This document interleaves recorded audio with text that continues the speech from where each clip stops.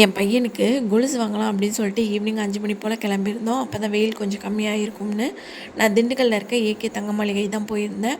ஏன்னா நான் ஆல்ரெடி அங்கே சீட்டு போட்டிருக்கனால சரி அந்த கடைக்கே போகலாம் அப்படின்னு சொல்லிட்டு போயிட்டேன். நான் வந்து மந்த்லி ஒரு 2000 கிட்ட கட்டுற மாதிரியான சீட்டு தான் போட்டிருக்கேன். இந்த கடையில் வந்து 100% வேஸ்டேஜ் ஃப்ரீயும் அதோட பணமாக கொடுத்தா கோல்டாக வர வைக்கிற ஸ்கீம்லாம் இருக்குதுன்னு சொன்னனால தான் நான் இந்த கடையில் போட்டிருந்தேன்.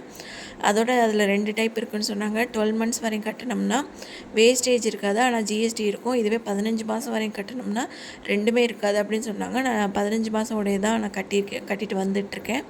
அதுக்கடுத்து வந்து என் பையனுக்கு கொலுசு பார்க்குற பிளேஸில் வந்து சில்வர் ஜுவல்லர்ஸ்லாம் இருந்துச்சு. நான் அதில் வந்து ஒரு பேங்கிள் எனக்கு ரொம்ப பிடிச்சிருந்துச்சு, போட்டு பார்த்தேன், அழகாக இருந்துச்சு. ஆனால் ப்ரைஸ் வந்து 20,000 கிட்ட இருந்துச்சு. சரின்னு அப்படியே வச்சுட்டேன்.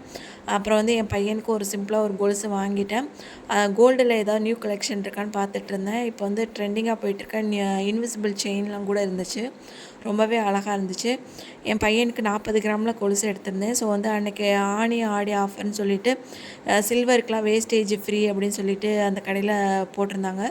சரின்னு எனக்கு வந்து நான் 40 கிராமுக்கு வந்து எனக்கு டோட்டலாக 5000 அரௌண்டு கிட்ட வந்துருந்துச்சு.